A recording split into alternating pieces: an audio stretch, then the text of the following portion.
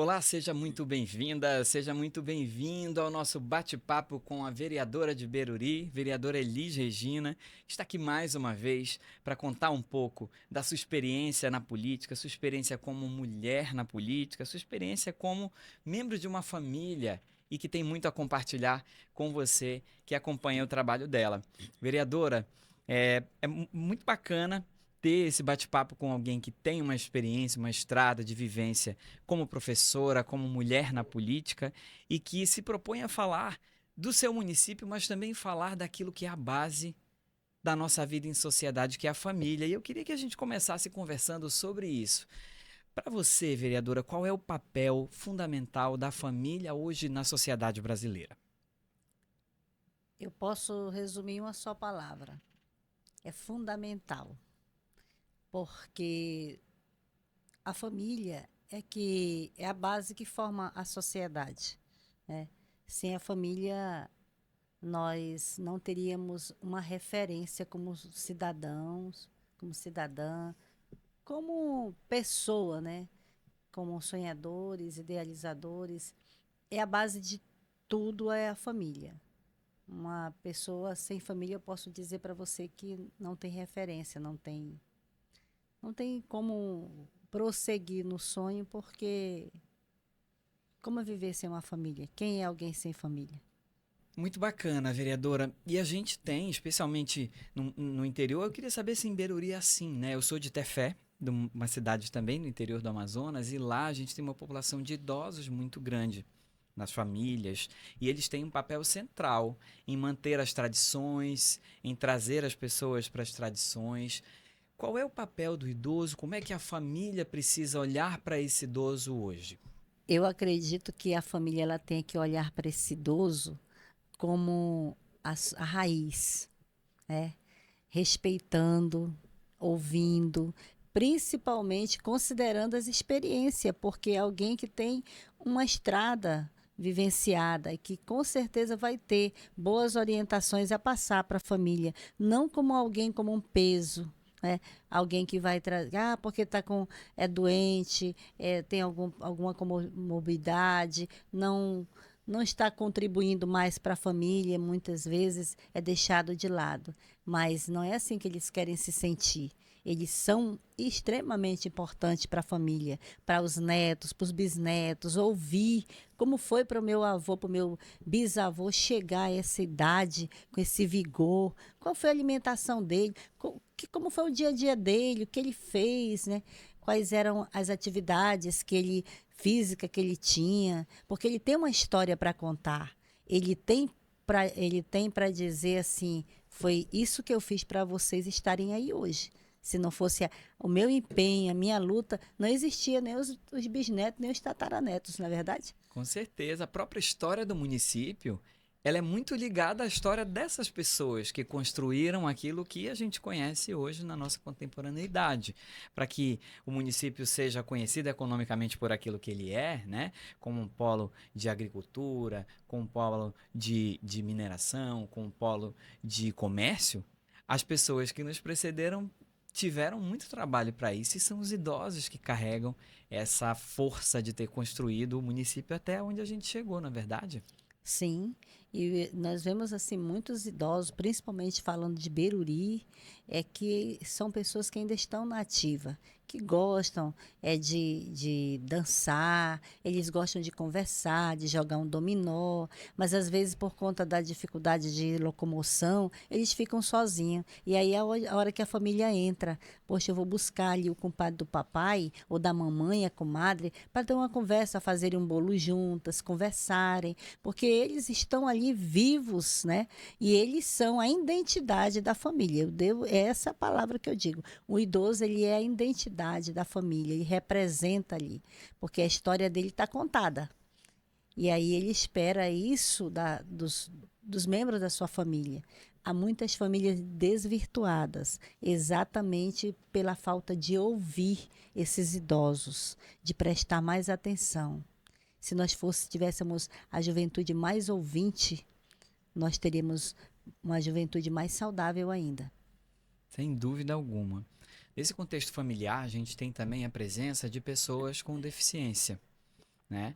E essas pessoas com deficiência, assim como alguns idosos que já têm dificuldade de locomoção, ou que estão acamados, ou com algum grau já de perda de memória e tudo mais, às vezes são vistos como uma dificuldade, né?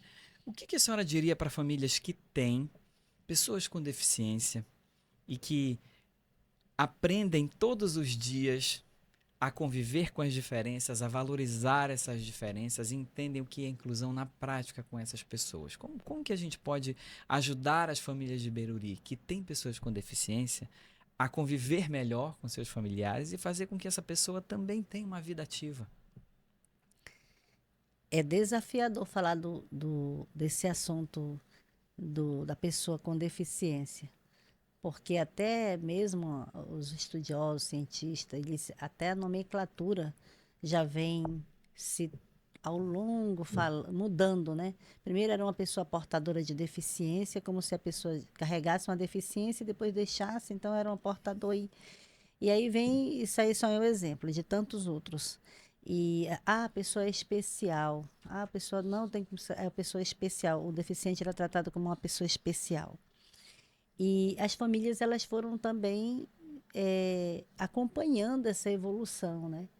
E na verdade não só no nascimento como a deficiência que é adquirida, quanto um idoso que também está com alguma deficiência. Então nós temos aí uma série de situações, diferentes aspectos da vida que podem estar dentro de uma família, né? E como enfrentar essa realidade. De repente, o meu pai e minha mãe, eles eram saudáveis e foram cometidos de um diagnóstico e os deixou acamados. E agora são deficientes. E é isso que eu digo, que eles não são um peso. Quando você trata com amor, cuida com amor, aí você vai conseguir até com que esse diagnóstico seja superado. Porque é o amor que vai fazer toda a diferença, porque a estrada é longa. Aí somente o amor. O amor, a atenção, que com amor você vai cuidar, você vai buscar meios para que a medicina chegue até aquela pessoa, né? E aí nós teremos um idoso e um deficiente, mas bem cuidado pela família. Por quê?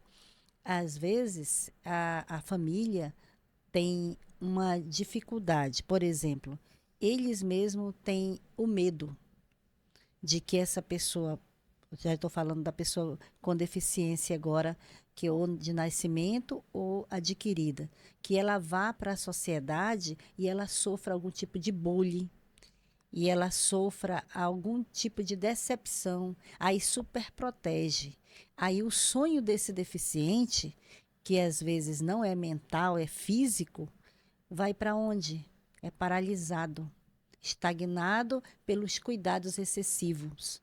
E nós temos que olhar para essa pessoa, primeiro passo é olhar para essa pessoa como uma pessoa capaz, uma pessoa que tem os seus próprios sonhos. E nós devemos, então, como família, juntar todas as forças para que esse sonho seja realizado, porque ele é capaz de raciocinar, de amar, e tem as suas habilidades, com certeza. Vou falar de uma criança com dislexia. Às vezes, se você topa uma criança numa sala de aula, a criança não consegue acompanhar aquele aprendizado, aí vai para casa e muitas das vezes eu te digo que já aconteceu de ver a família que não aprende. Eu não sei o que ele tem, né? Aí vai para o médico, aí o médico diagnostica, tem um diagnóstico fechado. Meu Deus, era por isso que meu filho não aprendia, né? Às vezes nós temos que ter esse olhar, né? A família precisa ter esse olhar de observar. Uma criança, quando nasce, ela se desenvolve. E aí tem mais um detalhe: muitos não aceitam que a criança tenha alguma deficiência. Aí começa a esconder e tratá-la de uma forma que não tem paciência com a criança não se desenvolve, ela se neutraliza, ela tem um bloqueio e a criança nem aprende, não desenvolve, fica lá no cantinho isolada. E aí, mais o porquê disso? Como foi isso?